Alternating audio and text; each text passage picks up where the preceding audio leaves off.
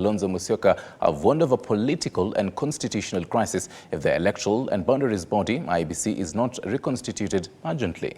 This ahead of a looming deadline in March next year when the delimitation of electoral boundaries supervised by IEBC is supposed to have been completed. IEBC has since requested for an 18-month extension to complete the exercise that is likely to affect the 2027 electoral roadmap. Our senior political reporter Apollo Kamau tells us more. How are you?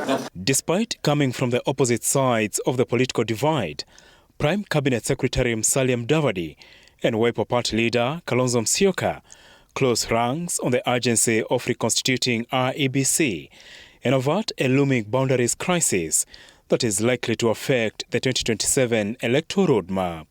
The reconstitution of IEBC, currently at the heart of bipartisan talks, where various key stakeholders are submitting proposals on IEBC reforms, threatens to delay the boundaries delimitation exercise, whose deadline lapses in March next year.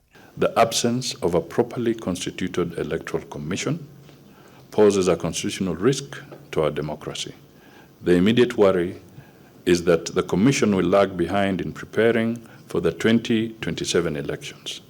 I submit that reconstitution of IEBC is a matter of grave national interest, and we should approach it as such. IEBC Secretariat, while appearing before the National Dialogue Committee last week, sought an extension of 18 months from March next year, given the political sensitivity of the process. To avert a constitutional crisis, Parliament is also required within the next 4 months to amend the IEBC Act of 2011 and protect 29 protected constituencies that failed to meet the population quota. This issue is a political landmine. It's a constitutional and electoral crisis in the making.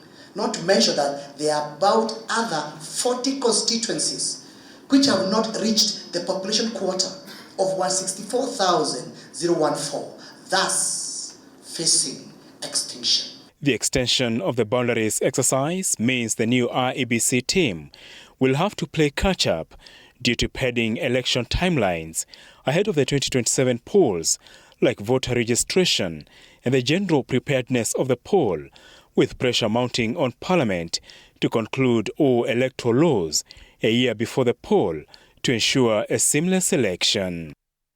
The lack of an electoral body has also inconvenienced the people of Banisa constituency in Mandera County and Kisa East Ward in Kakamega County.